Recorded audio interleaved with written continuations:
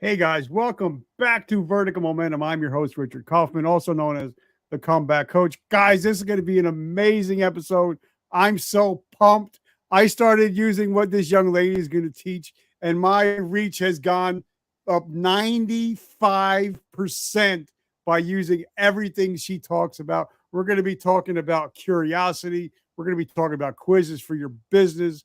I'm so grateful that I get to hang out with Miss Catherine. How are you doing today? Oh, Richard, I'm so glad to be here. And I just want to repeat that. Your reach has gone up 95%. I actually have it written down here. Uh, the reach, yep, 75,000 reach. Now, this is on Facebook and LinkedIn. Yeah. 22.7 thousand engagements and 95% new followers Which is just by amazing. using So everyone give a just by quick using clap. polls and curiosity that you taught me. That is awesome. I love hearing those numbers and for building an audience on Facebook and LinkedIn. Those are fantastic numbers. So you're implementing everything like to the highest standard. So kudos to you and thank you for having me on the show. I'm so excited to be here. Well, with friends like you, I can't lose. And guys, make sure if you stay till the end of the show, we're going to give you three things that you could implement in your business today to start crushing it before the new year even gets here. Because you want to go into 2024 with some vertical momentum. So let's see what I did there. But look, so Catherine, before we get started, because I do have a traumatic brain injury, and if I don't ask the question, I will forget. Right. What is your definition of resiliency? Oh, my definition of resiliency is probably the ability to get back up, but with a smile on your face, and to go forward, learning the lessons that you needed to learn, um, accepting what you need to accept, and forgiving what you need to forgive. Wow. I I hear a lot about I've you're my like 1100 interview or something like that. And a lot of people talk about resiliency, but they don't talk about the last part, which I think is the most important part is forgiveness.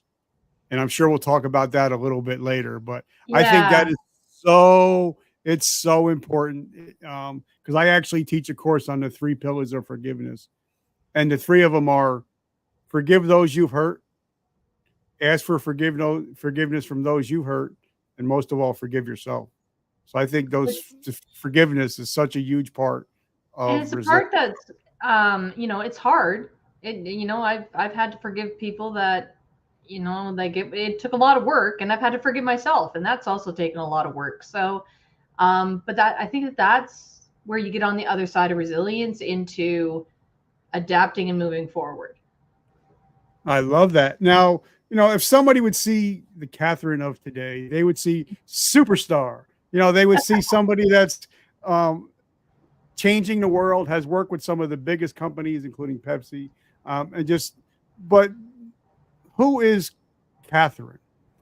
Give us a quick down and dirty Ooh. about where you come from, where did you grow up, and Yep. how did you become the force that you are today? Okay, well, it was an accident, 100%. I kind of fell into it. I grew up in a small town just outside of Toronto, Canada. So it was about 45 minutes northwest of Toronto. And it was a very small community. Everyone knew everyone else, which meant that you could never get away with anything. I have three younger sisters. And between the four of us, my parents always had a bead on anything that we were doing, which was very annoying at the time. But I appreciate now. It was close enough to the city to go into the city and still know what the city was, but far enough away that you still got that small town feel. I'm definitely a small town kid. I've lived in Toronto. I've for a little while right downtown. Not my gig. Don't like it. Too many people. So I now live in a small hamlet northwest of Toronto, about 1,200 people in a little village, and I love it. One of the reasons why I actually left corporate was because I was traveling 3 hours a day to get to the office, and that just became it's too much after a while. So started my own business. But I started in market research and consumer insights, and I pretty much had a career in corporate all the way through to about 5 years ago. I worked with, you mentioned Pepsi. I worked with Apple when Steve Jobs was there. Got some interesting Apple stories, and HP and TD Bank and a BlackBerry. Got some interesting BlackBerry stories, um, and always in that market research and consumer insights, which is a really fancy way of saying I asked a lot of questions of a lot of people and helped companies understand what the answers were and what they needed to do to better serve their clients. So when I started my own business, I didn't know quite how to translate all that into a business of my own. So I started in network marketing. And what I learned really quickly, Richard, was I was terrible at lead generation. I was my client attraction was horrible, and I was spending all kinds of money on paid ads that didn't do anything. I was spending all kinds of time on sales calls that didn't go anywhere because I figured if I could just get them on the call, I could convince them, because that's what you want to be doing, not. And I came to a point where I either got back in the car for 3 hours a day, or I figured it out. And so I put my head down and figured it out. And I came across quiz funnels. And with my background, I figured, oh, well, this makes a lot of sense. So I did my first quiz for my own business, and I was able to triple my leads and double my sales. And then I started to do quizzes for people that I knew and who had their own businesses, and they were getting similar results. And it snowballed from there, honestly, to where I was solving a problem for myself, and then realized that I could actually, help other people with a similar problem, so no one would ever have to go through what, the pain and suffering that I had gone through with trying to chase clients and convince people to sign up with you. That's not a fun space to be in as an entrepreneur. All right, so let's hop back into DeLorean. So when you were a kid growing up, like for me, I came from an abused household. So for me, books were my solace. Mm-hmm. That was my thing, because I can read a book and I can go transport anywhere in the world. But I never played games. I didn't do anything like that. So when you growing up, because you do like ask so many questions and all that stuff, were you a big reader? Were you a game player? So I was a big reader. I loved to read. So I was always reading, but we also played a lot of sports. So I was on a lot of team sports, and even individual sports like swim team.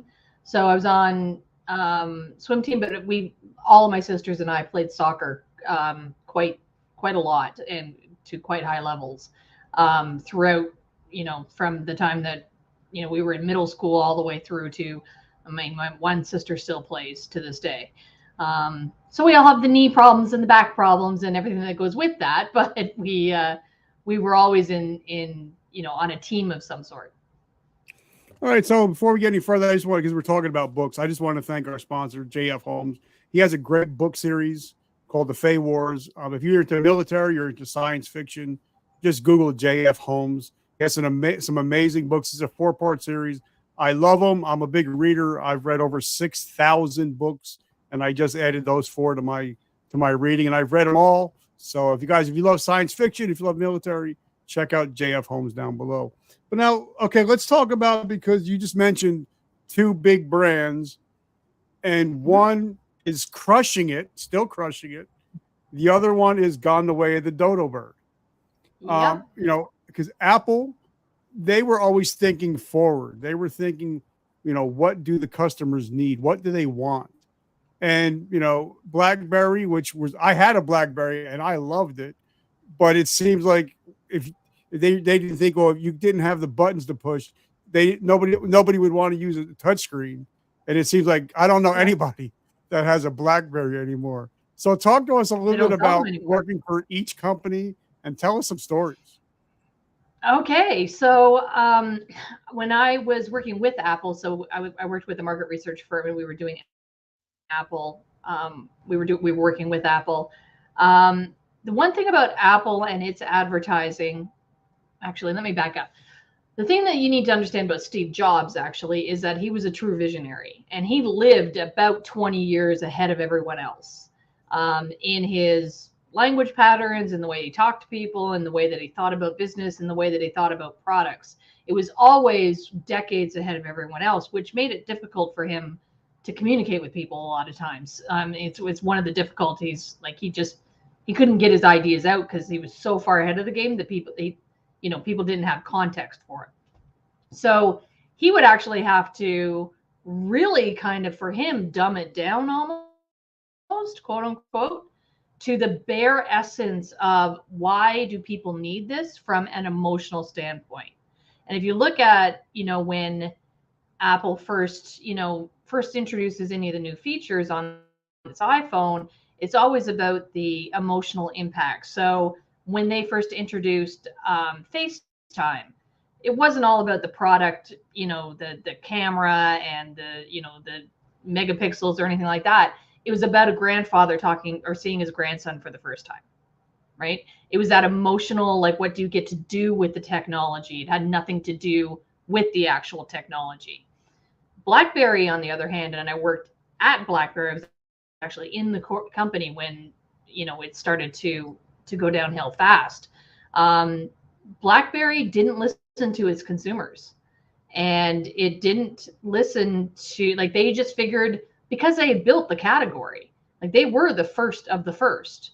So, when you get to that point, you get a little maybe arrogant, maybe, hindsight being 2020. They didn't listen to their consumers, and they didn't take into account Android. Actually, it wasn't Apple that killed BlackBerry, it was Android. When Google put out the operating system for Android, it allowed players like Samsung and LG, who were really manufacturers, and they're really, really good and have economies of scale, to produce things like TVs and washing machines and like all these electronics super, super cheap and super quickly.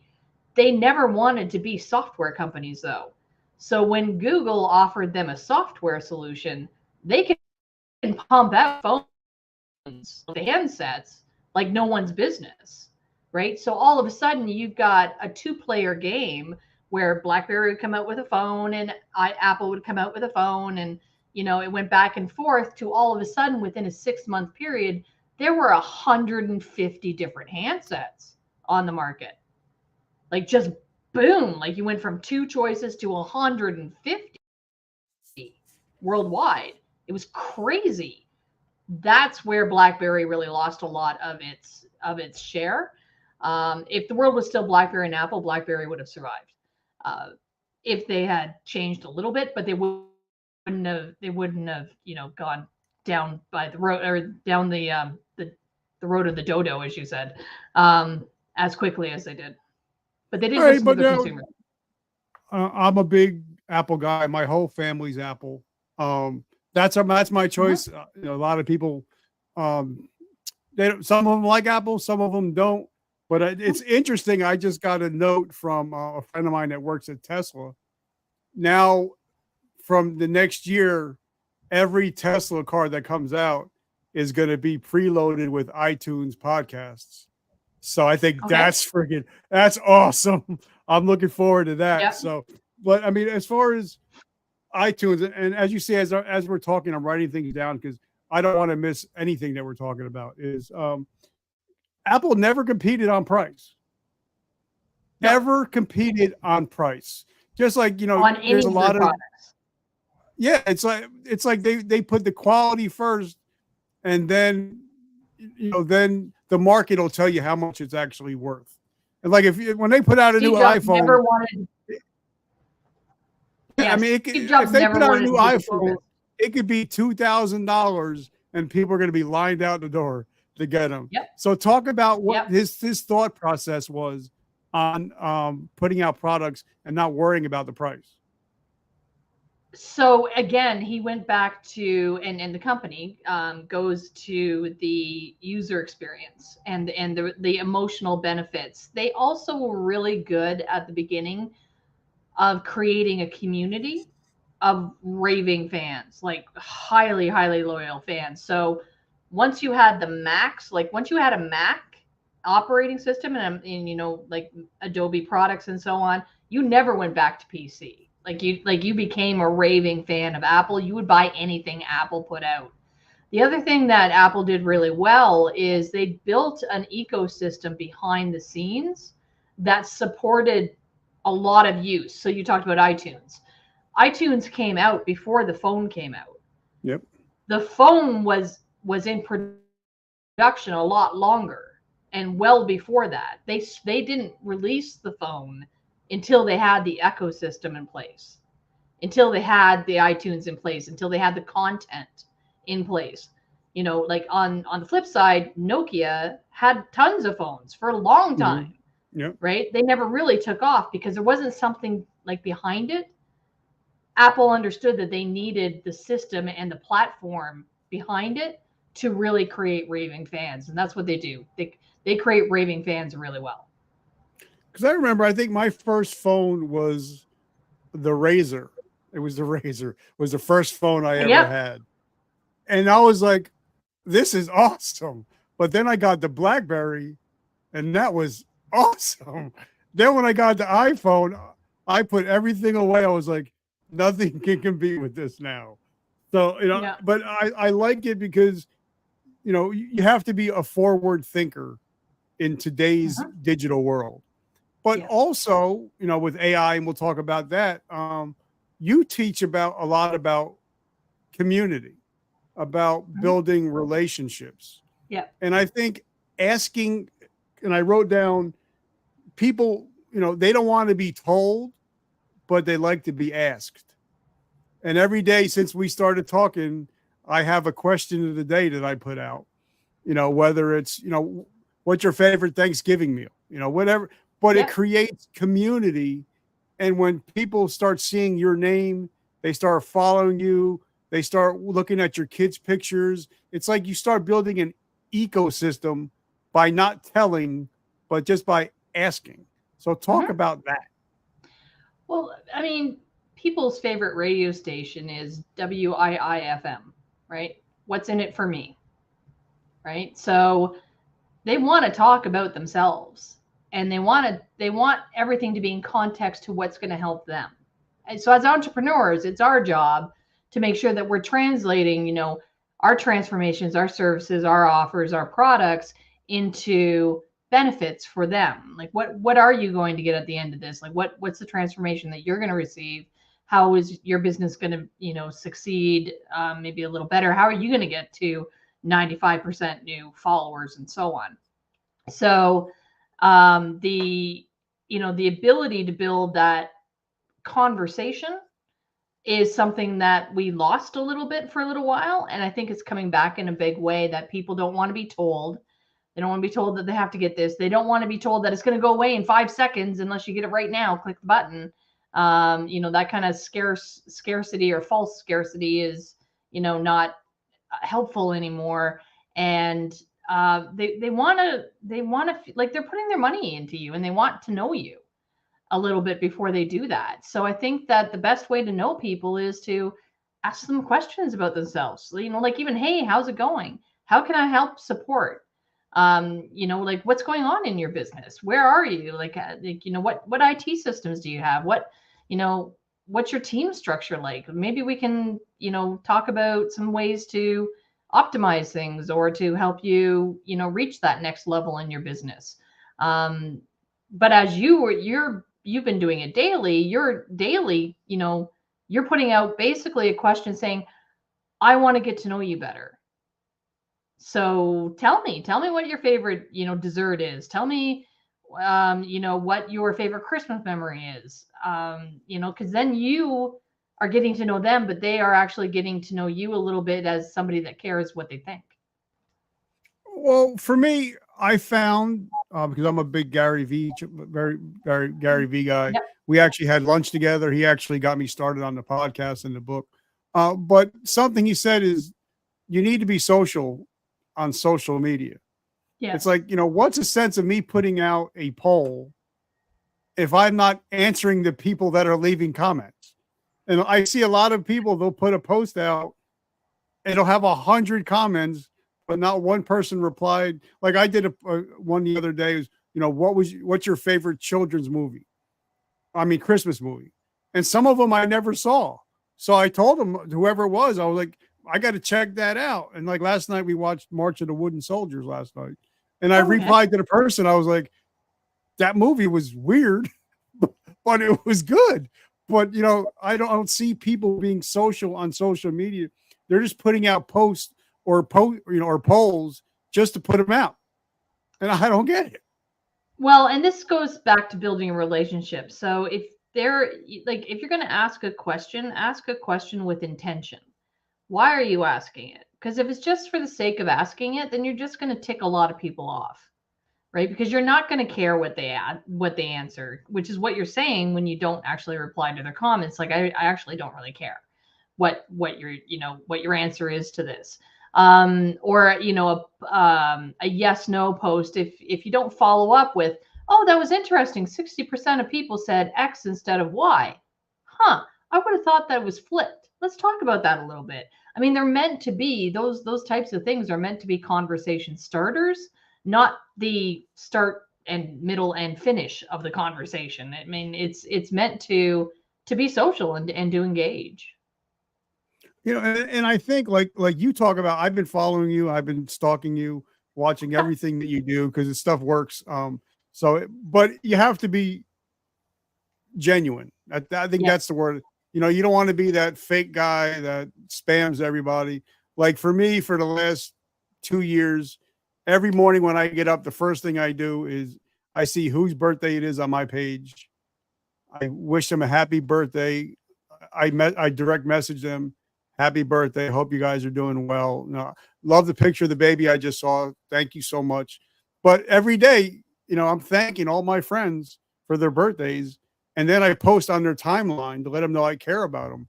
And it's amazing how Facebook, or even I'm big on LinkedIn, they actually reward you for thanking them or sending a thank you message through DM. Facebook will actually put you at the top of their algorithm.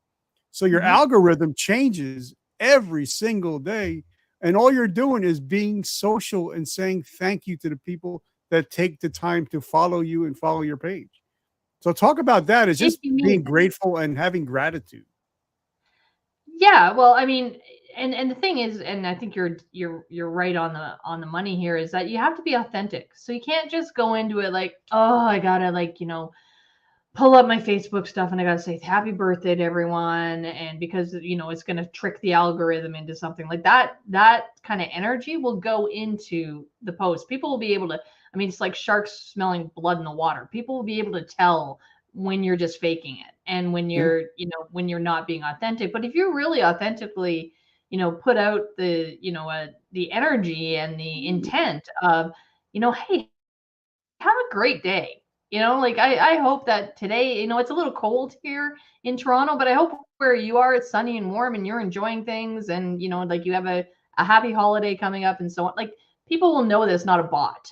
Right. And as we get, further and further into AI world, it's going to be more and more important for you to come across as a human being and, somebody that actually authentically cares. That's just going to go that much further to deepening your client relationships. And for me, like we talked before we get on the show, for every guest that comes on my show, they're no longer guests. Now they're friends. And I'm in their inner circle. So I make sure that I follow all their social medias. I'm not to get anything, but just to support them. Because I think even Gary taught me that if you promote your friends 10 times more than you promote yourself, you never have to promote yourself. Because you're always putting it out there. Hey, you launched a brand new course. Let me share it on LinkedIn. And I'm not asking for anything, but I'm pouring in because you pour into me. And I think a lot of people are not thinking like that. They're just thinking the sale. They're not thinking the after sale, right? Right. Yeah. So talk to us about quizzes, because I love quizzes. I love that curiosity. If somebody puts out a curiosity post, like I think something, I just put out a post It was on my WordPress, and they got a daily question they ask every day, like what was your most important memory? And I put the day my daughter pooped on me, question mark. All of a sudden, I got like 100 people were like, "Wait a minute, your daughter pooped on you?" Because it was a Yeah. curiosity thing, but it was also something that really happened. So talked about the curiosity of quizzes. And this is when I talk about quizzes and I talk about putting together things on LinkedIn and so on, it's always with the intention, and it's usually from a business standpoint of building your community, or actually getting to know your ideal clients a little bit better so that they get to know you a little bit better, and then you can have that next conversation, which might be, hey, I've got this course, or hey, I've got this masterclass, or what it is, whatever that might be. But I kind of like an upfront conversation, which happens, with questions and answers that you can provide people, before you go straight into a sales conversation. Because a lot of what people do now is they put out a post or something, or an ad, and it goes straight into a sales conversation, and it feels a little like proposing marriage on the first date. Like, we haven't gotten to know each other well enough Yeah. for me to, just pull up my credit card and all of a sudden give you money. Like, that feels weird. So how do you build that know, like, and trust factor a little, up front? And the way that I find that is easiest, and the way that I like to do it, is by just being curious about my ideal client. So asking them some very thought out strategic questions from my point of view about I call it the 3 a.m. question that's keeping them up at night, is something that I try to help them solve, at least in part. So whatever the 3 a.m. question of your ideal client is, and I want to stress that it's your ideal client, not everybody in the whole world that you're trying to talk to, because that's not who you're going to work with, right? You're going to work with the people that that are going to resonate with you, and that's who you want to attract into your quiz. So what is their 3 a.m. question? What are they struggling with? What do they desire? And then how can you put together, 5 to 8 questions or so, just to get some background information, and then maybe, put together a report that's going to help them a little bit. So, for example, if you're a business coach and you help people with, maybe it's money mindset, maybe it's technology, and maybe it's teams, right? And you know that your ideal clients are struggling with, how do I get to 6 figures, right? Like, how do I break that ceiling and get to 6 figures? If you ask them a few questions about, okay, you're trying, what's stopping you? What's stopping you? Let's look at what's stopping you from getting to 6 figures. Tell me a couple of things before we get there, because I don't know enough yet to actually give you an intelligent solution. So, tell me a little bit more about your business. How long have you been, in business? How much is your revenue now? What kind of teams do you have in place? Like, how many, team members do you have? What IT are you running? What's worked? What have you tried that's not worked? And maybe, just open-ended question around, if you could get, your biggest challenge solved, how would that change your business and your life? And then you can kind of go, oh, well, Richard, based on what he just told me, it's really about teams and getting him the right team in place, because he needs the support. So let me talk a little bit about team, and how team can get him to 6 figures. Whereas Janice might need more conversation around IT. So, okay, well, let me talk about IT, and let me, give her a few things that she can do right now to solve for some of the IT situations. Both of them get invited, of course, to the next step of maybe it's a call, or an invite to a masterclass, or like maybe it's even a sales page. Who knows? Whatever it is, whatever works for them and you. But they've now had the feeling that you've actually had a real-time conversation about what's going on in their business, and they're going to trust a little bit more to learn more about you. They're going to say, oh, yes. Richard's going to say, yes, no, I need to understand better how I can get a team in place, because that's what I need to get to the next level. Of course, I want to go to the next step and learn a little bit more about how to do that.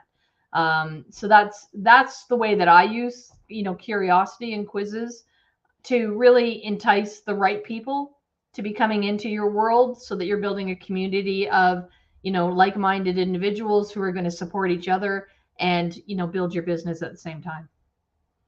And I love it. And like I said, I've been using exactly what you teach. I put into use. If I see somebody being successful, I'm going to follow. If it works, I'm going to try it. And of course, I'm going to massage it and move it my own way. But Of course. a lot. But now, also, I'm a big fan of my friend Dan Kennedy, and something that he talks about is, you know, if I'm on Facebook and I see a person, all they do is post about business, eventually I'm just gonna swipe, swipe, Mhm. because I know it's just gonna be a pitch. So for me, I kind of when my friends like Eric Allen or Joe Graham or Zach Babcock, when they post about pictures with their wives and their kids going on vacations, you know, honeymooning and all that stuff, that's when I'll be like, okay, they're more than business, but I see what they have, and Yep. I would like to be in that same conversation. So I think a lot of times we have to learn to be honest and open and real, which I am. Everybody knows that I'm as real as it gets. But a lot of people, I might get 15 or 20 people if I put a post on about whatever. But I put it, me and my daughter, we went to the movies on Sunday. We went to go see Mhm. we went to the movies, and I posted a picture, me and daddy daughter date, and it had like 150 likes and shares, because Yep. people want to find out that you're real, that you're just not all business all the time. So talk about that a little bit.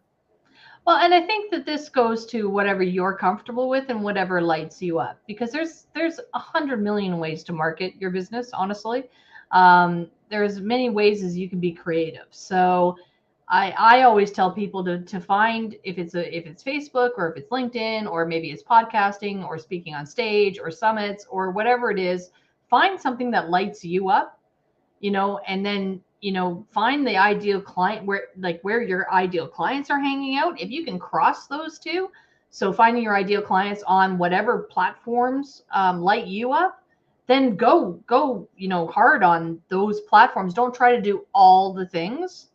For, like, I'm going to be a TikTok expert. Now I'm going to be a Threads expert. Now I'm going to be this expert, because you can't be an expert in everything. And quite honestly, you'll exhaust yourself and you end up not being an expert in anything. So, find what lights you up. And if that's, on Facebook, then you're probably naturally going to do some variations of, business and personal. But honestly, that's up to you. It's what you're comfortable with, because what you don't want to do is, if you don't want to be personal on, on your business page or something, and then you force yourself to be, I think that Mhm. that will backfire. Right. I think that people Yeah. will get that you don't want to do that. So honestly, like, have fun with it. Like, marketing and your business is supposed to be fun. And we get so tied down into, I should be doing this and this challenge and this, masterclass and this 3-day event, and like all the things. And quite honestly, the one thing that's going to drive your business forward is you having fun and, being authentic. Yeah. Now let's talk about LinkedIn, because Mhm. Gary Vaynerchuk just put out his latest video, was talking about how important LinkedIn is going to be in Oh, okay. 2024. It just Okay. came out. I think it was like 11 days ago. So I think we have almost 30,000 followers on LinkedIn. We're growing slowly, but something that talks about, quizzes and polls that I like, that if I put a poll out, it'll tell me exactly who answered what questions, and I can actually just direct message the person that, if I was selling iPhones, and then they said, well, what's your favorite phone? It says iPhone. They tell you who voted and how to get in touch with that person. So Hmm. it's kind of like, and it's free to do polls and to do quizzes like you're talking about, but it gives you actual real-time information to get in front of the ideal customer. And I Hmm. don't see a lot of people using it. Correct? I don't see a lot of people using it now, and I don't know. I haven't tried a LinkedIn poll in a little while, but and you can tell me if this is true still. The last couple of times I've tried to use a LinkedIn poll, the answers that you're allowed to give are truncated. Like you only get so many characters to put your answers in. So just be a little careful about that, because you might have to shorten your answer so much that the context gets lost. Yep. But otherwise, I think that honestly, I was just talking about this with somebody else. I think LinkedIn is probably the dark horse of the platforms, has been for a long time, and I think that they are like putting into some strategies into place to really propel it. So if you like, if LinkedIn is something that lights you up and that that makes sense for where your ideal clients are, I think it's going to become more and more important. And the reason why, and of course, because once Gary suggested it, I was like, all right, I got to try it. But when I started, because I'm a big analytical guy, and when Yep. I started looking at how much the average person on Facebook makes a year, and then I was looking at what the average person on LinkedIn makes a year, huge difference. Yeah. And a lot of times it's like a lot of people market to people that can't afford them. So, Mm-hmm. you want to go to where who can afford you. Like if I have my personal coaching services, the average person is not going to be able to afford it. So I would be just shooting blanks trying to market to somebody that can't afford my services. So talk about that a little bit, Yeah, it's really about understanding, again, going back to understanding your ideal client. So not only do you want to understand their biggest pain point or their biggest 3 a.m. question, you want to understand where they're hanging out, right? Where they're finding information, where they trust to find information.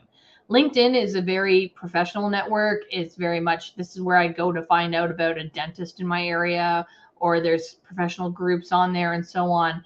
Facebook is more like driving on an interstate highway and you see a billboard, right? That's like advertising on Facebook. Like you get like 2 seconds to see it, and if it sticks, that's great. If it doesn't, it's gone. So it really does depend on, again, what lights you up, but also where your ideal clients are hanging out. Because if they are hanging out on Facebook, and if that's the place where you need to connect with them, and if that's something that you like to do, then so be it. I mean, people there are people there that have high incomes for sure. So if you're using the right messaging, you'll attract the people that are ready for your services. Well, now my perfect avatar, and it's something I worked out with John Lee Dumas. Me and him sat down. He's my mentor, and something he said is, when you're looking for your perfect avatar, you have to go an inch wide, but go a mile deep. Because sometimes Yes. you really got to find out who your perfect avatar is. And like when I talk to anybody, and I told you before, my perfect avatar was me 8 years ago. So my Yep. perfect avatar is a 45-year-old male veteran, brand new business owner, father of three. So whenever I come on the show, I'm talking to Craig. That's who I'm talking. I even named him. I don't Yeah. know why. I even have a picture of some guy and his family in my phone. So every time I look at it, I'm like, all right, I'm talking to this guy. So talk to us a little bit about that. How to, like Jim Rohn, I think, said it. I might be wrong. If you're marketing to everybody, you're marketing to nobody. And you even Yep. said that earlier. So talk about that. Is how do you find your perfect avatar? So I think it comes down to research. So there are a couple of things that you can do. You can obviously talk to people that are your ideal clients to make sure that you understand what they're struggling with and how they talk about it. Because that's the other thing that entrepreneurs tend to forget, is that we're on the other side of the problem that we're solving. So we talk about it differently. We talk about it in hindsight. We use different language than the person that's really like deep in the trenches and deep in the weeds of the problem. So we tend to use, I always say that being clear is far more important than being creative, right? Clear beats creative every day. So we tend to be over on the right side, finished with the problem, and then we get all markety and all creative and all like with these flowery catchphrases and so on, like we're all going to win like the next advertising award. Like cut all that crap out and speak to your ideal client the way that they're going to understand you. And the way that they're going to understand you is by using the language that they're using right now. Ways that you can make sure that you're doing that, obviously talking to your ideal client, but also just put your topic or your kind of product and service into Google and see what search items come up. Put it into Amazon, see what books come up. Put it into something like Spotify or iTunes and see what podcasts come up. And in Google, you'll see what YouTube shows come up. So you start being able to kind of put together a puzzle piece of, what information your clients might be receiving based on what, they're talking about. So if it's, I can't sleep at night. Okay, well, what books have been written? What podcasts are being aired right now? What guests are on those podcasts? Who owns those podcasts? Who's talking about this on YouTube? And you'll get a good feel for what your ideal client is actually struggling with, and then go deep with them. Like you said, an inch wide and a mile deep. Because if you are trying to market to everyone, you're not going to market to anyone. If you can't find the 3 a.m. question that you're trying to solve for, you probably haven't niched down far enough. Right? So you like, what is that one thing about their business that you can help them with? And if it's this and this and this and 10 things, you're probably needing to niche down some more, I would suggest. And something I want to say, guys, I don't care what you guys think, but if you guys are sleeping on Chat GPT-4, you're making a big mistake. That's all I'm going to say. But now, even like for the last couple of elections, they found that the people that got elected the most, their perfect voter spoke on a 5th and 6th grade level. Yes. And I think sometimes when you start trying to, write ads, you come off as thinking higher than everybody else. When you might write something that's on a 12th grade level, but the average person reads on a 4th or 5th grade level when they're reading something. And I think that's where a lot of it kind of gets lost. Your thoughts? Yes, I totally agree. And don't forget that people are skimming. They're not reading, right? Especially on something like Facebook or Instagram where they're scrolling. Like, this is just like, they might get 2 words before they actually stop. So to stop the scroll, you got to be really clear. Like, if this is your problem, you want to read this. Like, what are the 2 or 3 words? This is where ChatGPT can be a little bit dicey, because you go in there and it can get fluffy fast. It can get really flowery with its marketing. One of my favorite prompts in ChatGPT is, rewrite this in the language of a 5th grader, right? Like just take all the fluff out, or this is way too markety. I actually used that in ChatGPT the other day. This is way too markety. Make this a lot more straightforward, right? And then it rewrites, whatever text. But because ChatGPT can go down a rabbit hole of, very eloquent, conversation, that is not going to attract your ideal client, because it's talking above them instead of with them. But one thing I do like about ChatGPT-4, and then we'll get off the subject. Some people get all aggravated and triggered. I love it. I use it every day. I use it every day, so I love it. But it also learns your speech patterns.